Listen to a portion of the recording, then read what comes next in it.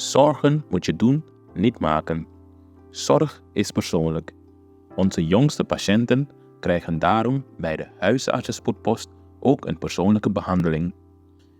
Onze artsen zijn zeer bekwaam in het opvangen en behandelen van uw kind. Huisartsenspoedpost Suriname. Uw zorg is onze zorg.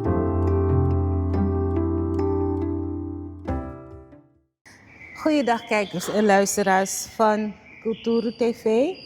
U ziet hem in beeld zitten, meneer Henk Ramdanan Lau. Dit gesprek gaat niet over woorden, maar over macht. Niet over wat landen zeggen, maar over wat ze doen. We leven in een geopolitieke realiteit waarin grote staten handelen zonder uitleg en kleine landen de gevolgen dragen. Ik ga hierover in gesprek met meneer Ramdanan Lau. Hij is ondervoorzitter van de PALU en oud-parlementariër. Iemand die zich al jaren publiekelijk uitspreekt over macht, internationale invloed en de positie van Suriname in de regio. De vraag is simpel: waar staat Suriname in dit krachtenveld? En hoe beschermen wij onze eigen koers wanneer handelingen zwaarder wegen dan verklaringen? Goeiedag en welkom in ons programma. U heeft zo'n beetje mijn intro kunnen volgen. Maar mijn eerste vraag is: hoe gaat het met u en hoe is u afgelopen week geweest? Ja, het gaat goed met mij. Het afgelopen week heeft natuurlijk alles te maken met de start van het nieuwe jaar. Dus laat mij de kijkers en luisteraars van Cultuur TV ook een goed jaar toewensen. En het heeft natuurlijk te maken met dat we in Suriname, we zitten aan het begin van de kleine droge tijd. Dus het weer is een beetje onvoorspelbaar in Suriname. Dus als het mooi weer is, dan probeer je een beetje tot rust te komen. Dus afgelopen week heb ik goed gebruikt om er even tussenuit te gaan met ook mijn kinderen die hier nu met vakantie zijn. Mooi, mooi. En heeft het nieuws u bereikt wat zeg maar Amerika Trump in Venezuela heeft gedaan en hoe is dat bij u overgekomen? Nou, het is eigenlijk aan de ene kant als een verrassing, maar hetgeen wat er bezig was te gebeuren daarvoor, die opbouw van die militaire macht in het Caribisch gebied, dat was dus niet zomaar. Iedereen voelde aan dat het ergens naartoe zou moeten gaan. Als een grootmacht als Amerika zo'n militaire macht opbouwt, alle kosten die daarmee gepaard gaan, dan betekent het dat het ergens naartoe zou moeten leiden.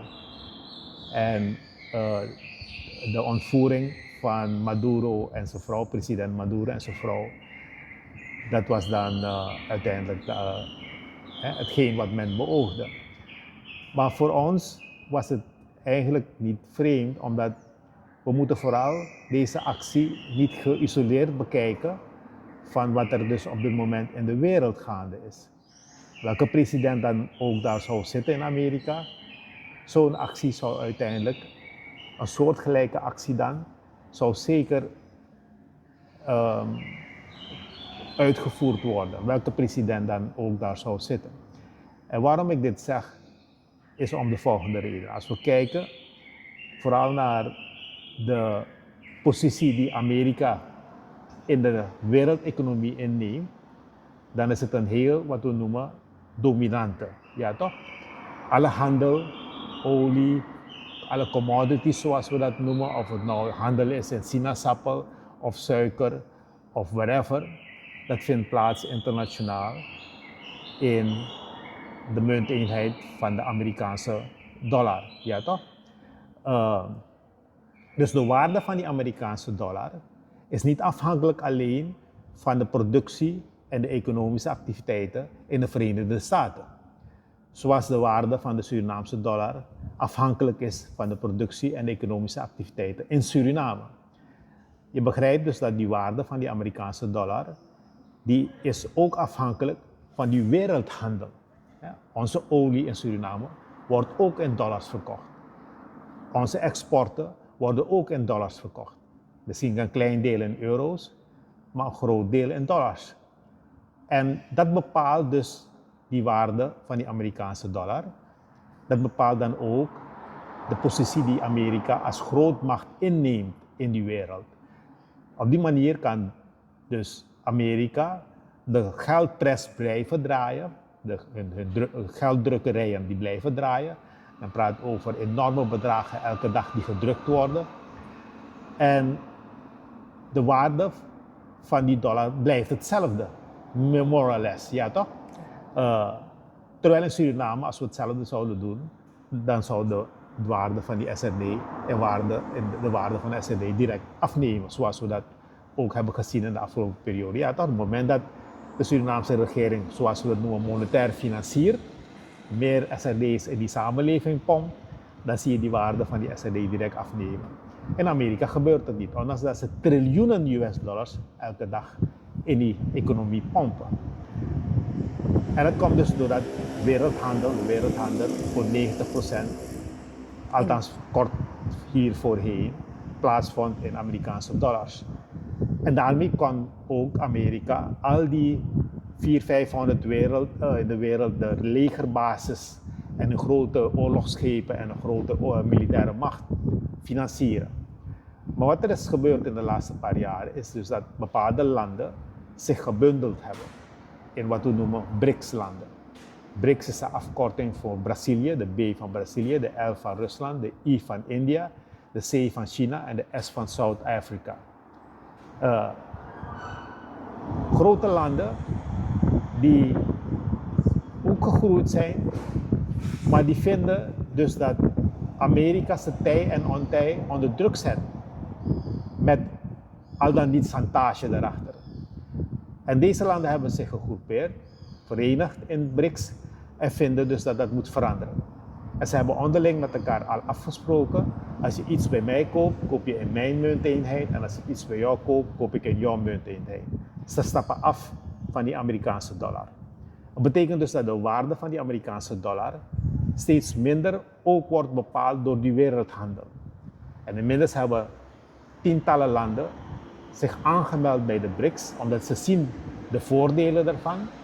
Want als ik in jouw munteenheid bij jou zaken doe, dan wordt jouw munteenheid ook sterker. Ja, toch? In plaats van dat ik bij jou dingen ga kopen in Amerikaanse dollar, waarmee ik de Amerikaanse dollar alleen sterker maak. Dus een heleboel landen in de wereld die willen zich aansluiten bij BRICS. En inmiddels heeft dus die organisatie zich ontpopt als een alternatief naast die wereldeconomie, die gedomineerd wordt door vooral de Amerikaanse dollar, maar ook samen met die westerse landen, ook de euro daarin. Dus die BRICS-landen zijn dan invloed aan het winnen op het wereldtoneel. En wat je krijgt is dat de waarde van die Amerikaanse dollar aan het inzakken is. En dus Amerika een probleem heeft om die wereldmacht te behouden. Hun positie als wereldmacht, militaire macht te behouden in de wereld. Dus wat er nu gebeurt is, of het nou Trump was of een andere president, ze willen die macht behouden. Dat systeem van jij verkoopt jouw spullen in Amerikaanse dollar, waardoor het de positie van Amerika sterk hield, dat systeem is aan het instorten. En dus moet Amerika, de regering van Amerika, maatregelen daartegen nemen. En hoe doen ze dat? Een van de belangrijkste redenen is dus, om dit te doen, is vooral greep te krijgen op olie. Omdat olie alles bepalend is op dit moment in de wereldeconomie. Elke economie van een land draait op olie, in hoeverre zij in staat zijn om goedkope energie te kopen. Dat bepaalt dan ook in grote mate de economische ontwikkeling in je land. Dus wat ze gaan proberen is om vooral invloed te hebben, greep te hebben op die olie, maar ook vooral greep te hebben op landen die dreigen weg te lopen van die Amerikaanse economie. En met name die Amerikaanse dollar. Dus dat dit soort maatregelen steeds meer gaan toenemen vanuit Amerika, komt dus hierdoor. Het komt doordat met name China voorop en Rusland, die op dit moment hun dollars aan het verkopen zijn en aan het afstappen zijn. Allerlei alternatieve betaalsystemen heeft men al ontwikkeld. Men heeft in plaats van de IDB, de Inter-American Development Bank, die ook is opgericht om die Amerikaanse dollar, positie van die Amerikaanse dollar te verdedigen. Het IMF ook bedoeld om de positie van de Amerikaanse dollar te verdedigen. Men heeft nieuwe instituten daarvoor in de plaats gezet.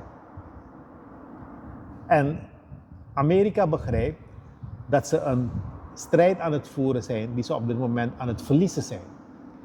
Dus wat ze proberen te doen is om die positie te behouden door met militaire macht greep te krijgen op die wereldhandel. En Venezuela, die dus een land is die de grootste olievoorraden heeft in de wereld, die zelfs ook de grootste voorraden goud heeft in de wereld. Dus je begrijpt, Verenigde Staten, die daar niet ver van af ligt, die zou daar graag invloed op willen hebben. Je moet je voorstellen dat de grootste producent van olie in de wereld, dat ze vervolgens daar greep op gaan krijgen. En daarmee dus ook de prijs van olie zouden kunnen bepalen, maar ook waar die energie, die olie, naartoe zou gaan. Yes. Je hoort ook de Verenigde Staten op dit moment met Trump voorop zeggen, als wij greep krijgen op de olie in Venezuela, dan gaan wij het meeste van die olie nemen, wij gaan het verkopen en wij gaan bepalen waar dat geld naartoe gaat, maar vooral ook wij gaan bepalen waar die olie naartoe gaat. Want zowel China als Rusland, de BRICS-landen, die namen allemaal olie af van Venezuela in meer of mindere mate, ook zelfs Europa. Dus dat dit is uitgevoerd, moet je niet zien, vooral niet zien alsof er sprake was van drugs wat beperkt moest worden. Dat het ging om democratie, of het nou gaat om het Venezolaans volk, de belangen daarvan te behartigen. Nee, het gaat erom dat vooral die positie van Amerika in de wereld, die moet worden behouden. En men probeert kosten wat het kost, die positie te behouden met dit soort acties. Maar is het realistisch? Want Amerika, naast dat hun dollar dan minder waard worden door de andere instituten die, zeg maar, die zijn opgericht, toch? Hebben ze ook een heleboel schulden. Met name bij China. Dus hoe realistisch is het dat ze, zeg maar, grijpen naar dit soort handelingen? Dus in de situatie dat hun US-dollars, hun Amerikaanse dollar gebruikt werd in die wereldhandel, dan konden ze die positie gewoon behouden. Dan konden ze inderdaad hun schuld verkopen aan dit soort landen, om dan op datzelfde niveau te kunnen blijven leven. Maar nu weigeren deze landen om die schulden zelf op te kopen. Integendeel, die aandelen die ze hebben gekocht, die obligaties die ze hebben gekocht van die Amerikaanse overheid, die zijn ze zelfs aan het afstoten. Die verkopen ze inmiddels. Er zijn miljarden door China verkocht, er zijn miljarden ook door Rusland inmiddels verkocht. Dus je begrijpt, men is die positie aan het bedreigen. Men loopt ervan weg. En als het kon, hadden ze China en Rusland zelfs onder de voet gelopen met hun militaire macht. Ja. Maar dat kunnen ze niet, omdat dat ook militaire machten zijn die waarschijnlijk zelfs groter zijn dan Amerika. Dus men pakt landen die zwak staan op dit moment in de wereld en men probeert op die manier, en men pakt niet zomaar landen, men pakt strategische landen die vooral ook invloed hebben of invloed zouden kunnen hebben op die wereldeconomie. Ja, het feit dus dat, ik dacht dat het Nigeria was, waar christenen op dit moment, omdat zogenaamd christenen gedood worden in dat land. Maar Nigeria is ook een van de grootste olieproducerende landen in de wereld. Ja. Met ook hele grote voorraden goud. Dus je moet dat niet zien los van dit gebeuren. Ja, in hoeverre is het realistisch? Het is niet realistisch, want deze ontwikkeling gaat Amerika niet kunnen stoppen. Maar dit zijn wat je noemt de eerste tekenen van die Amerikaanse grootmacht die aan het neergaan is. En vanuit die arrogantie die men heeft, zie je dus dat men dit soort oorlogen als het ware initiëren. Buiten zelfs de eigen legale, want men heeft eigenlijk toestemming nodig van het congres. Maar je ziet, men heeft allerlei borrels gezocht en gevonden om buiten het congres, buiten hun eigen wettelijke kaders, dit te kunnen doen. Yes. Omdat het zogenaamd zou gaan om een drugsterrorist, terwijl er helemaal geen drugs uit Venezuela richting Amerika komt. Klopt. Het is maar 1% heb ik gelezen ergens. Nee, kijk, het is dus wat men noemt de narrative. Men creëert een narrative. Hè, men creëert een verhaal, een verzonnen verhaal. Tegenwoordig heeft dat inderdaad een mooi woord, een narrative. Om vervolgens op basis van het verhaal, de leugens die ze vertellen, in te grijpen. En we hebben daar al een heleboel voorbeelden van gezien. We hebben het voorbeeld gezien in Iran, we hebben het voorbeeld gezien in Libië met Gaddafi. Al eerder al, ook zelfs in Ivoorkust heeft het al plaatsgevonden door de Fransen. Al eerder al, ook zelfs in Ivoorkust heeft het al plaatsgevonden door de Fransen op dezelfde manier. Een gekozen president die beschuldigd werd van schendingen van mensenrechten. En vervolgens, als het niet wordt bewezen dat hij zich schuldig heeft gemaakt aan schendingen van mensenrechten, wordt hij verbannen en in Frankrijk gehouden. Mag hij niet terugkeren naar Ivoorkust. Weet je, dus er zijn voldoende voorbeelden hiervan. Maar ook het feit dat in Suriname een aantal ontwikkelingen hebben plaatsgevonden, moet je in dat kader zien. Juist, want u sprak net over oorlog. Maar Amerika zelf noemt het geen oorlog. Maar ze zeggen wel, geen oorlog, maar grijpen wel militair in op Venezuelaans grondgebied. Is dit volgens u dan een oorlogshandeling? Want u noemt het zo. Het is een oorlogshandeling wat ze hebben gepleegd. En het is de grootheid van de Venezolaanse regering dat zij niet inmiddels raketten hebben afgevuurd op de Verenigde Staten van Amerika. Ja, toch? Als vergelding van wat ze hebben, het Venezolaanse volk hebben aangedaan. Maar ik denk dus dat de Venezolaanse regering ook begrijpen dat wat er nu gebeurt in Amerika ook tegen de regels, tegen de eigen wetten van Amerika aan het plaatsvinden is. Dus men heeft, ik denk dat de Venezolaanse regering ook een afwachtende houding heeft aangenomen om te kijken hoe dit zich zal ontwikkelen binnen Amerika zelf. Maar inmiddels hebben we dus ook in Amerika een aantal mensen zijn opgestaan en hebben protesten laten horen, tot zelfs in het congres, waar er zelf een aantal wetten zijn aangenomen die dus de macht van Trump gaan beperken. Ze hebben op dit moment niet de meerderheid om hem te impeachen, zoals het heet, af te zetten. Men wacht op de midterm elections, wat later dit jaar zal plaatsvinden. En ik denk dus dat die midterm elections, de uitkomst ervan, zal in grote mate bepalen. Ook die samenstelling van de Huis van Afgevaardigden, ja toch, en het congres. En dat gaat dus betekenen dus dat dan misschien mogelijk in Amerika een aantal zaken zal veranderen. Maar zover een verdere escalatie van die ontvoering van president Maduro, moet je ook zien dat het op die manier nog niet heeft plaatsgevonden.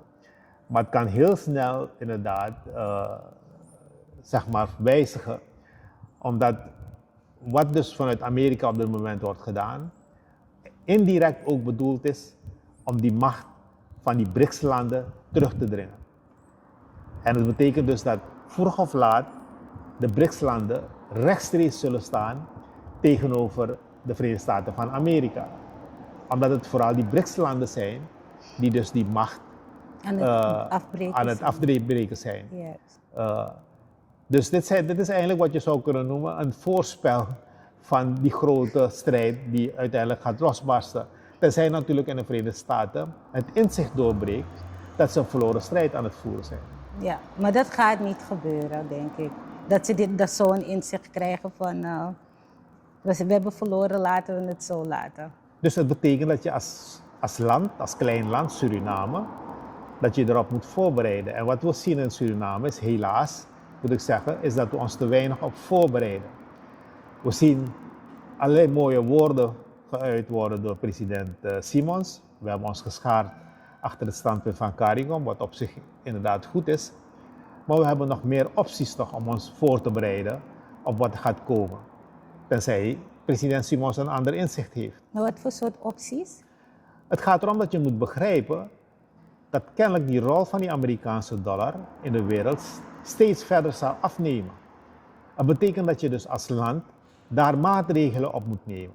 Dat betekent, om een voorbeeld te noemen, alle overeenkomsten die je nu hebt gesloten in Amerikaanse dollars, dat je dat opnieuw zou moeten bekijken, kritisch. Omdat die waarde van die Amerikaanse dollar, die zal elke dag afnemen. Begrijp je? Dus bijvoorbeeld onze goudovereenkomsten. Wat we hebben gesloten toen, en toen zaten we toevallig in de regering als PALU, in de regering Bouterse Amarali, de regering Bouterse 1 zoals we dat noemen. Toen was de voorzitter van de PALU, minister Hok, die was minister van Natuurlijke Hulpbronnen. En toen hebben wij 2 mooie goudovereenkomsten gesloten met de 2 goudbedrijven. Eén wordt gedraaid onder leiding van Newmont en die andere werd gedraaid onder leiding van IAMGOLD, nu overgenomen door Zijin, een Chinees bedrijf. Wat we begrijpen is dus dat inmiddels een overeenkomst is gesloten met beide bedrijven, dat onze aandelen 25% in Newmont en 30% in Gros Roosevelt, volgens de overeenkomst hebben we recht op 25% van de goudopbrengsten en 30% in IAMGOLD van de goudopbrengsten uit die mijn. Dat betekent dus dat elke dag dat je vervolgens uitbetaald wordt in US dollars, je minder wordt uitbetaald. Ja toch? Je minder krijgt uitbetaald. Tenzij je teruggaat naar de oorsprong van de overeenkomst, die zegt, we hebben recht op 25% van de goudproductie. En jij goud vraagt uitbetaald te worden. Want elke dag, want tegenover het neergaan van die Amerikaanse dollar, staat dus ook de waarde van goud die elke dag meer wordt. Inmiddels is de goudprijs boven de 4000 voor een troy ons gestegen. Dus als land, als natie, zou je moeten eisen dat je teruggaat naar die oorsprong van die overeenkomst en dat je vraagt aan die bedrijven dat je uitbetaald wordt in goud. Omdat elke gram goud wat je vandaag krijgt uitbetaald, heeft morgen meer waarde. Terwijl wat er nu gebeurt is, je wordt uitbetaald in US dollars en elke dollar die je nu ontvangt, heeft morgen minder waarde. Dus dat is om een voorbeeld te noemen van waar je als land op zou kunnen voorbereiden. Maar ook waar je als land op zou moeten voorbereiden vooral, is dat je instituten aan het werk zet om die internationale ontwikkelingen te volgen, te bestuderen en vooral adviezen te geven aan die samenleving, aan die regering, wat te doen. Wat we zien is dat we te veel besluiten in Suriname nemen, wat we noemen partijpolitiek gebonden. Als je niet lid bent van een politieke partij die op dit moment in de coalitie zit, dan hoor je er niet bij. En dat geldt tot op het laatste niveau zelfs op dit moment. We hebben het zo erg gemaakt dat mensen zeggen, zelfs als we een bewaker van een school moeten aanwijzen, wordt dat partijpolitiek besloten. Begrijp je? En op dit moment heeft president Simons de vertegenwoordigingen van onze ambassades benoemd, aangewezen. Er is een lijst die op de social media rondgaat, zonder dat we hebben gehoord van president Simons, maar welke rol gaan deze mensen dan spelen in die landen waar wij diplomatieke vertegenwoordigingen in hebben? Waar moeten ze op letten? Welke richting gaan we op als land met onze internationale relaties?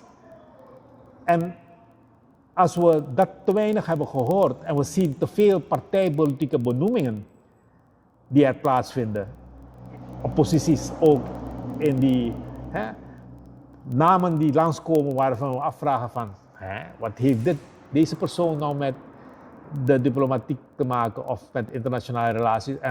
Maar vooral ook, waar we naar kijken is, welke politieke keuzen maak je in die internationale bewegingen die er op dit moment gaande zijn als land? Hoe ga je de belangen van Suriname behartigen?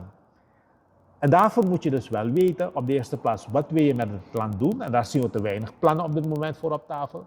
Wat wil je met de agrarische sector? Wat wil je met je toerisme doen? Er zijn allerlei commissies benoemd die nu plannen moeten maken. We zijn inmiddels bijna 200 dagen verder. En nu pas is de regering bezig om allerlei plannen op tafel te krijgen. Maar het is veel te laat toch? Maar ondertussen ben je wel mensen in de wereld aan het rondsturen, op diplomatieke posten, zonder dus dat je je eigen huiswerk hebt gedaan.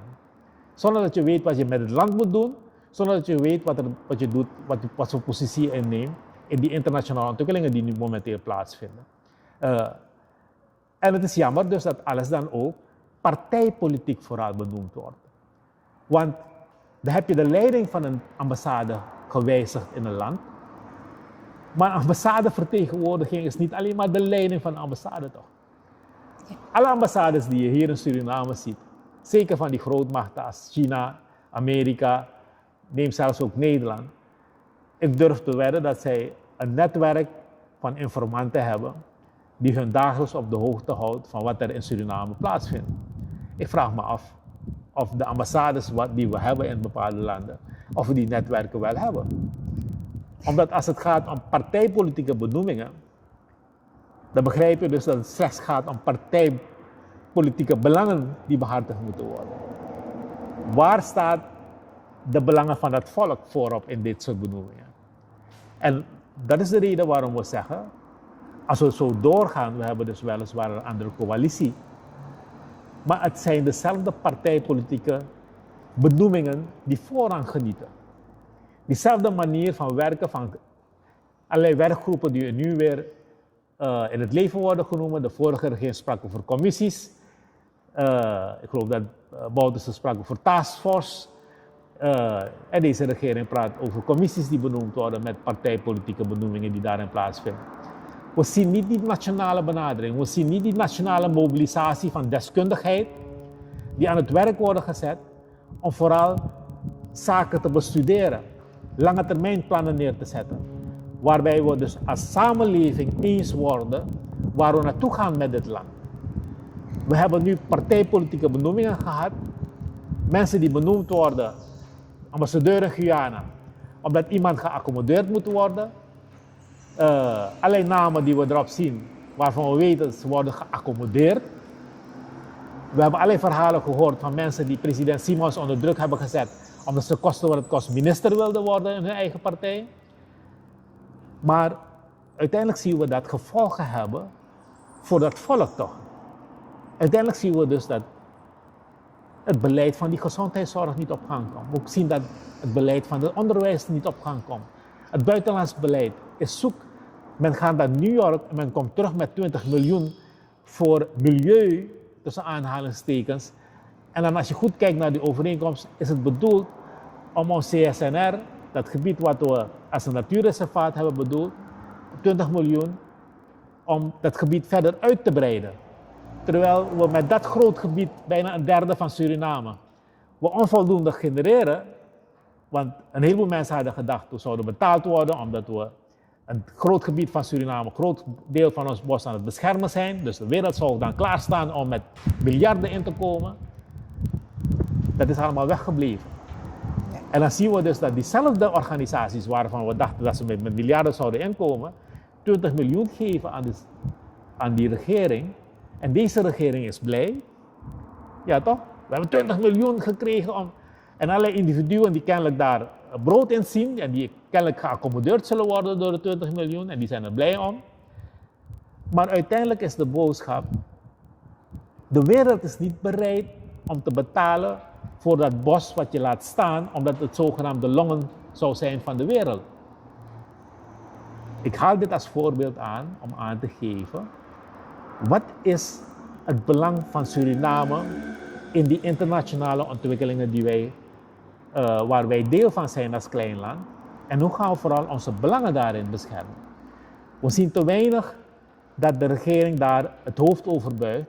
En we zien ook te weinig dat de regering daar plannen voor maakt. En dus zijn we maar partijpolitieke benoemingen aan het doen die eigenlijk Suriname nergens zal brengen uiteindelijk. Dus in feite zegt hij van Suriname is gewoon bezig met interne politiek en kijkt niet naar geopolitiek. Klopt. We zijn te veel bezig met ons eigen ding te doen. En dan praat ik niet ons eigen ding, dat Surinaams ding. Men is bezig met individuele belangetjes. Iemand wil minister worden en die zet die partij onder druk. En die wordt uiteindelijk minister. Iemand wil ambassade ergens worden en die zet die partij onder druk. En die wordt ambassadeur. En er worden allerlei commissies in het leven geroepen. Samengesteld uit deskundigen, tussen aanhalingstekens, uit politieke partijen die deelnemen in die coalitie. Waarvan je van tevoren uit hun cv kan halen dat ze totaal niet geschikt zijn voor die taak waar ze voor worden aangesteld in die werkgroep. En waarvan je van tevoren weet dat dit nergens naartoe zal leiden. Terwijl zoals wij als PALU dat zien, je zou op dit moment nationaal moeten mobiliseren. Je zou nationaal de deskundigheid die we hebben in Suriname, we hebben er heel veel van. Zeker ook op het buitenlandse gebied, maar zeker ook over de agrarische sector, het onderwijs, de gezondheidszorg. Allemaal sectoren waar we heel veel deskundigheid voor hebben in Suriname, maar die om partijpolitieke redenen niet betrokken zullen worden, niet ingezet zullen worden, met alle gevolgen van die. Trump heeft zijn ogen ook laten vallen op Groenland, op Colombia, als ik het goed heb. Wie zegt dat zijn oog niet valt op Suriname? We hebben olie, we hebben goud. Hun ogen zijn al gevallen op Suriname. Ik weet niet of je het kan herinneren, toen minister Rubio onder de vorige president hier even langs vloog, 5 minuten op Sandereilanden, om aan president Santokhi kennelijk uit te leggen tot op heden hebben we niet gehoord wat minister Rubio, buitenlandse minister, de Amerikaanse minister van Buitenlandse Zaken, Rubio aan president Santokhi heeft uitgelegd. En de ervaring die we hebben met dit soort landen, zeker Amerika, ze gaan je niet vragen. Ze vertellen je wat ze van je verwachten, als je niet sterk in je schoenen staat. En we weten dat ook onder de vorige regering partijpolitieke belangetjes in de buitenlandse politiek een belangrijke rol hebben gespeeld. Zoals minister Ramdien, de toenmalige minister van Buitenlandse Zaken, of althans ik moet het zeggen, praten over Bibes, die nu inmiddels secretaris-generaal is geworden van OOS, die het niet zou kunnen zijn geworden tenzij hij een bepaalde politieke lijn had, voor een bepaalde politieke lijn had gekozen als minister van Buitenlandse Zaken toen. En we kennen al die verhalen van hoe er pro het Westen is gekozen in de Oekraïne-kwestie, hoe minister Ramdien de ambassade in Israël wilde verplaatsen naar Jeruzalem, noem maar op. Allerlei pro-Amerikaanse, pro-Westerse standpunten zijn ingenomen. Puur bedoeld om zijn positie, zijn toekomstige positie voor secretaris-generaal, om die veilig te stellen. Dus ook onder de vorige regering hebben partijpolitieke belangetjes van allerlei mensen, die moesten veiliggesteld worden. En het Surinaams volk had het nakijken. Okay. En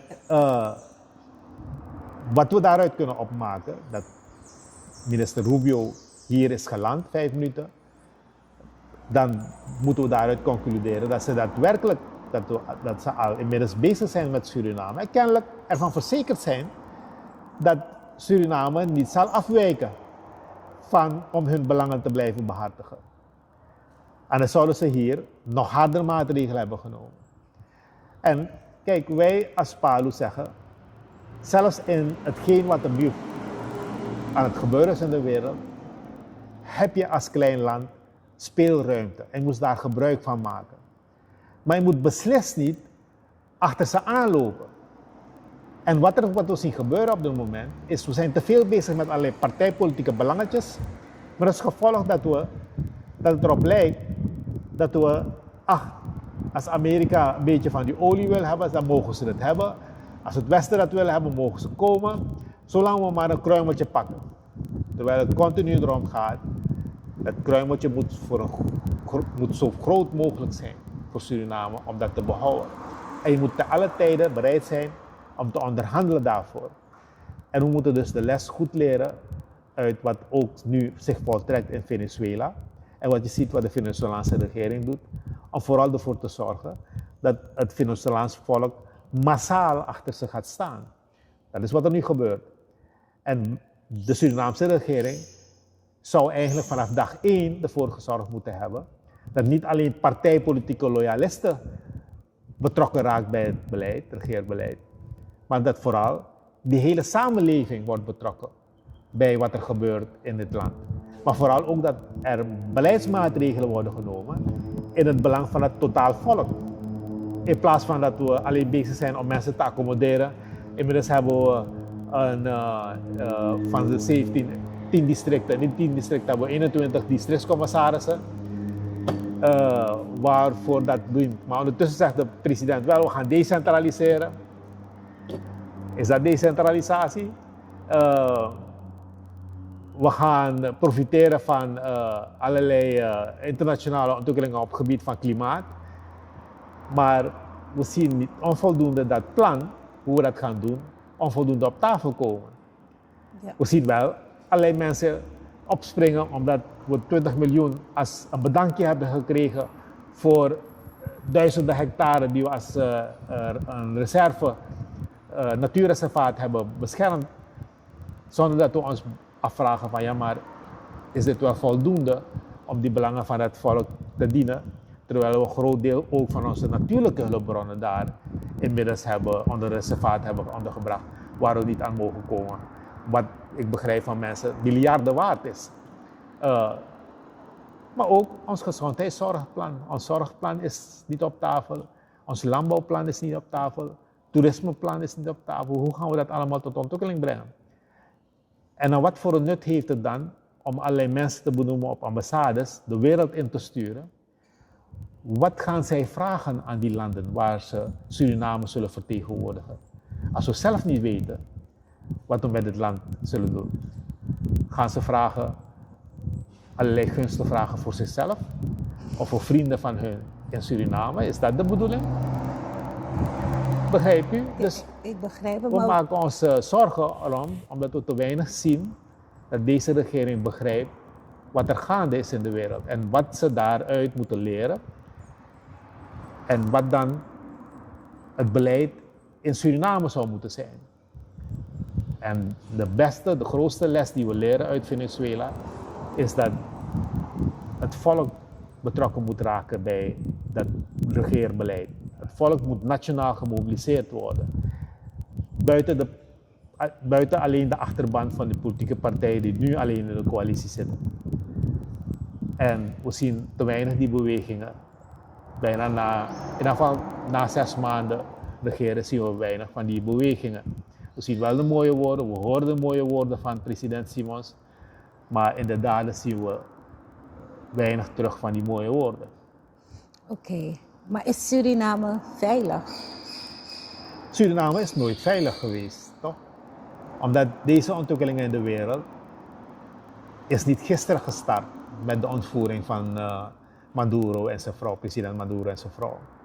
Deze ontwikkelingen zijn het resultaat van ontwikkelingen. Je zou bijna kunnen teruggaan naar de Tweede Wereldoorlog, waar Amerika is begonnen met een bepaald beleid om vooral het Amerikaans belang en de positie van die Amerikaanse dollar veilig te stellen.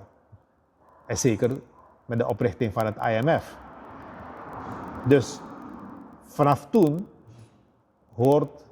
toen waren we nog een kolonie, maar laten we in ieder geval uitgaan van de onafhankelijkheid in 1975, hoort de regering op te komen in die mondiale ontwikkelingen, waar het draait om belangen, economische belangen, en als die belangen niet worden behartigd, dat men bereid is om zelfs militair in te grijpen, dat je begrijpt dat je nooit veilig bent. Dat je te alle tijden een positie moet innemen. Eén, dat je in die wereld je allerlei tegengestelde belangen hebt. 5 minuten op Sandereilanden om aan president Santokhi kennelijk uit te leggen. Tot op heden hebben we niet gehoord wat minister Rubio, buitenlandse minister, de Amerikaanse minister van Buitenlandse Zaken, Rubio aan president Santokhi heeft uitgelegd. En de ervaring die we hebben met dit soort landen, zeker Amerika, ze gaan je niet vragen. Ze vertellen je wat ze van je verwachten, als je niet sterk in je schoenen staat. En we weten dat ook onder de vorige regering partijpolitieke belangetjes in de buitenlandse politiek een belangrijke rol hebben gespeeld. Zoals minister Ramdin, de toenmalige minister van Buitenlandse Zaken, of althans ik moet het zeggen, praten over Bibes, die nu inmiddels secretaris-generaal is geworden van OOS, die het niet zou kunnen zijn geworden tenzij hij een bepaalde politieke lijn had, voor een bepaalde politieke lijn had gekozen als minister van Buitenlandse Zaken toen. En we kennen al die verhalen van hoe er pro het Westen is gekozen in de Oekraïne-kwestie, hoe minister Ramdin de ambassade in Israël wilde verplaatsen naar Jeruzalem, noem maar op. Allerlei pro-Amerikaanse, pro-Westerse standpunten zijn ingenomen. Puur bedoeld om zijn positie, zijn toekomstige positie voor secretaris-generaal, om die veilig te stellen. Dus ook onder de vorige regering hebben partijpolitieke belangetjes van allerlei mensen, die moesten veiliggesteld worden. En het Surinaams volk had het nakijken. Oké. En wat we daaruit kunnen opmaken, dat minister Rubio hier is geland, 5 minuten, dan moeten we daaruit concluderen dat ze daadwerkelijk, dat ze al inmiddels bezig zijn met Suriname. En kennelijk ervan verzekerd zijn dat Suriname niet zal afwijken om hun belangen te blijven behartigen. En dan zouden ze hier nog harder maatregelen hebben genomen.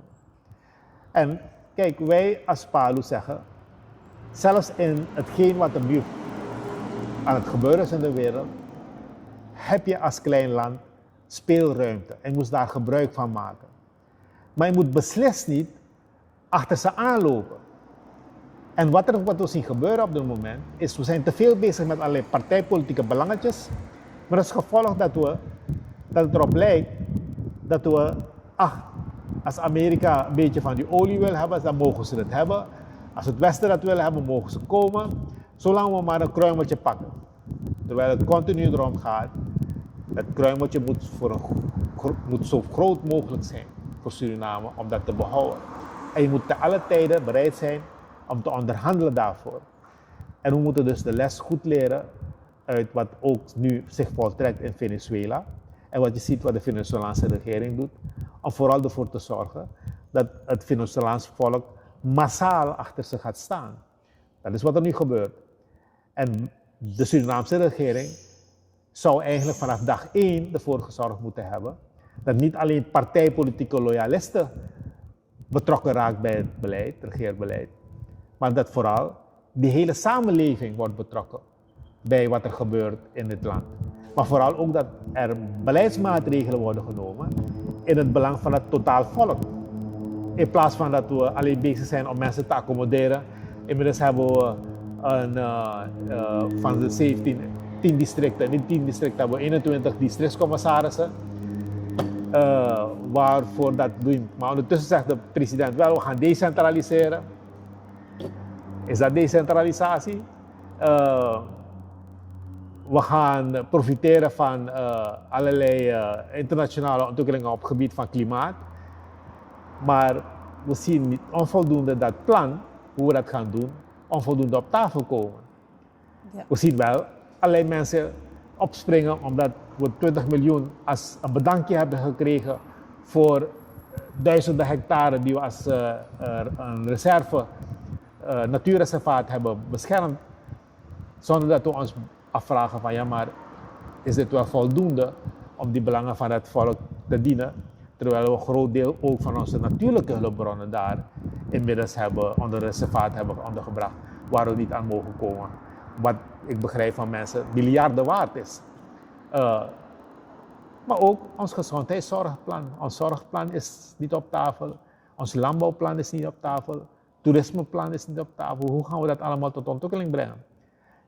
En dan wat voor een nut heeft het dan om allerlei mensen te benoemen op ambassades, de wereld in te sturen? Wat gaan zij vragen aan die landen waar ze Suriname zullen vertegenwoordigen? Als we zelf niet weten wat we met dit land zullen doen, gaan ze allerlei gunsten vragen voor zichzelf of voor vrienden van hun in Suriname? Is dat de bedoeling?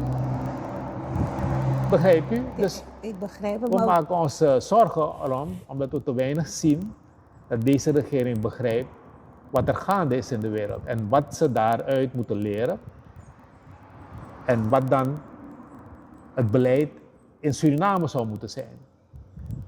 En de grootste les die we leren uit Venezuela is dat het volk betrokken moet raken bij dat regeerbeleid. Het volk moet nationaal gemobiliseerd worden. Buiten alleen de achterban van de politieke partijen die nu alleen in de coalitie zitten. En we zien te weinig die bewegingen bijna in ieder geval na 6 maanden regeren zien we weinig van die bewegingen. We zien wel de mooie woorden, we horen de mooie woorden van president Simons, maar in de daden zien we weinig terug van die mooie woorden. Oké, maar is Suriname veilig? Suriname is nooit veilig geweest, toch? Omdat deze ontwikkelingen in de wereld is niet gisteren gestart met de ontvoering van Maduro en zijn vrouw, president Maduro en zijn vrouw. Deze ontwikkelingen zijn het resultaat van ontwikkelingen. Je zou bijna kunnen teruggaan naar de Tweede Wereldoorlog, waar Amerika is begonnen met een bepaald beleid om vooral het Amerikaans belang en de positie van die Amerikaanse dollar veilig te stellen. En zeker met de oprichting van het IMF. Dus vanaf toen waren we nog een kolonie, maar laten we in ieder geval uitgaan van de onafhankelijkheid in 1975, hoort de regering op te komen in die mondiale ontwikkelingen, waar het draait om belangen, economische belangen, en als die belangen niet worden behartigd, dat men bereid is om zelfs militair in te grijpen, dat je begrijpt dat je nooit veilig bent. Dat je te alle tijden een positie zodanig moet innemen. Eén, dat je in die wereld je allerlei tegengestelde belangen hebt. Ook zelfs in die westerse wereld zijn er landen die tegenover elkaar staan, ja toch? Zeker als je bijvoorbeeld kijkt naar de olie, ja toch? Ook het Westen wil olie hebben, Amerika wil olie hebben, maar ook het Westen wil olie hebben. Dus je kan daarin laveren, zoals we dat noemen met een moeilijk woord. Je zoekt een passie, zodat je in ieder geval jouw belangen daaruit veilig stelt. Ja toch? En je moet dus te alle tijden je afvragen hoe je dat moet doen. Te alle tijden moet je dus daarom instituten opzetten die constant bezig zijn dit te bestuderen. Die constant bezig zijn het Surinaams belang met het Surinaamse belang centraal. Te kijken naar wat gebeurt er in de wereld. Wat voor consequenties, gevolgen heeft dat voor die Surinaamse economie. Want we gaan ervan uit dat de president die we daar neerzetten, die is nooit alleswetend toch? Ja. Dus je moet wetenschappers erop zetten. Je moet analisten erop zetten die constant ermee bezig zijn. Die vooral regering overstijgend van 5 jaar ermee bezig zijn. Die lange termijn trend kunnen zien en begrijpen en kunnen uitleggen aan dat volk, aan die beleidsmaker. Maar doordat we in Suriname een politieke cultuur hebben gecreëerd van partijpolitieke belangen, individuele belangetjes die moeten worden behartigd, is dit ding wat ik zeg verloren gegaan. We kennen niet dat de universiteit op dit vlak studies uitvoert. We hebben geen instituut die de internationale relaties, ontwikkelingen bekijkt en bestudeert. Is het Dus- niet te laat om dat alsnog te doen? Is het te laat? Is nooit te laat toch? Is nooit te laat. En dat is eigenlijk wat we hadden gehoopt, wat president Simons wel zou zien. Wel zou begrijpen, omdat ze dus uit een progressieve partij als de NDP komt. En we hadden verwacht dat ze dus wel ideologisch voldoende ervaring had om te begrijpen wat er zou moeten gebeuren. Om vooral die ontwikkeling die we zeg maar oude politiek noemen, om ervan weg te lopen. Die oude politiek heeft die partijpolitieke cultuur in Suriname gebracht, die verdelen en heers, die etnische politiek. En de vernieuwing daartegenover is dat vooral we nationaal mobiliseren. Dwars door alle etnische groepen mensen naar voren halen. Maar vooral ook die samenleving betrekken bij het beleid. Allerlei structuren maken, of het nou is in het bestuurlijke, 10 districtscommissarissen, die versterken met bestuurssecretarissen. In elk resort dat ze dus structuren hebben als districtscommissaris om problemen die er zijn in de resorten, om die op te lossen. Dat we in de gezondheidszorg patiëntenraden maken, die samenleving actief betrekken bij het zorgbeleid. In het onderwijs door leerlingencommissie en oudercommissies de samenleving actief betrekken bij het onderwijsbeleid. In de economie, dat we vooral ervoor zorgen dat die samenleving bij elkaar wordt gebracht, of nou eens in de toerismesector met toeristenoordhouders die worden georganiseerd, groenteproducenten worden georganiseerd, veetelers worden georganiseerd, pluimveehouders worden georganiseerd, vissers worden georganiseerd. reisboeren worden georganiseerd, op basis waarvan er programma's worden losgelaten. En zodra je die organisatie hebt in die samenleving, mensen met elkaar leren samenwerken, kan je met programma's komen. En programma's kunnen dan inderdaad gefinancierd worden door multilaterale organisaties, waar er miljoenen bij liggen en waar Suriname 0,0 van profiteert, omdat we onze samenleving te weinig hebben georganiseerd en gestructureerd. Begrijp je? Dus Ik begrijp het. dat is die vernieuwing die we hadden verwacht en die we verwachten van president Simons en die maar uitblijft. Juist, want eigenlijk heb ik nog zoveel vragen te stellen, maar we hebben al mooi lang gesproken. Ik denk dat we het voor de volgende keer houden, want afgelopen december is ook de koning en de koningin van Nederland hier geweest. En mensen vragen zich echt af van nou, wat is het resultaat van hun komst? En dat is ook niet echt duidelijk. Dus misschien dat we dat voor een volgende interview houden. Want ik bedoel, Nederland en Amerika zijn ook, zeg maar, Nederland doet alles wat Amerika zo opdraagt. En Suriname is echt, hoe moet je dat zeggen, gelineerd aan Nederland. We passen ons nog steeds aan de Nederlandse wetten. Die wetten gelden ook nog hier, ook al zijn ze verouderd. Dus ja, wat geopolitiek betreft valt er nog zoveel over te spreken. Maar nu hebben we in ieder geval een beetje duidelijk van u zeiden dat Suriname eigenlijk niet helemaal veilig is. En daar gaan we de komende periode naar kijken. En ik kijk uit naar een volgende gesprek met u. Graag gedaan. Ik ben altijd bereid om dit interview af te staan. Oké, dank u wel. Nou, kijkers en luisteraars, dit heeft u mogen horen van meneer Ramdanan Lau. En like, subscribe en share en blijf de Kulturu TV volgen. Ik ben Natasha Conrad. Fijne dag.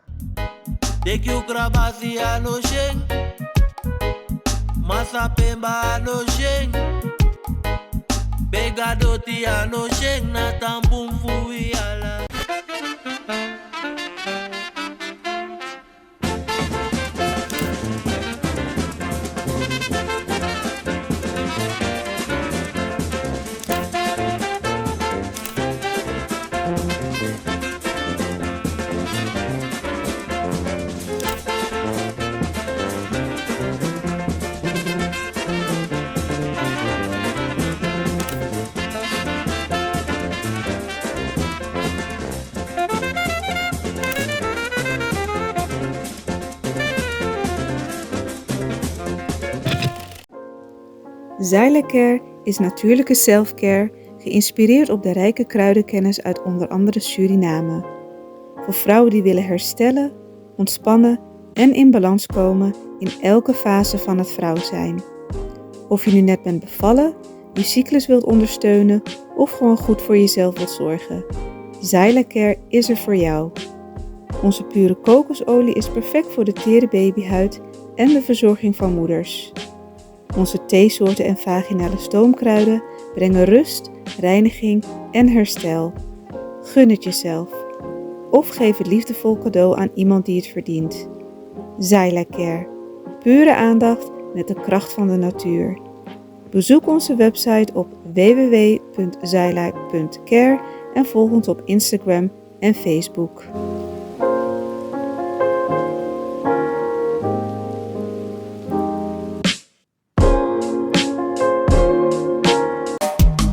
Vaderland, Suriname is mijn vaderland, yeah.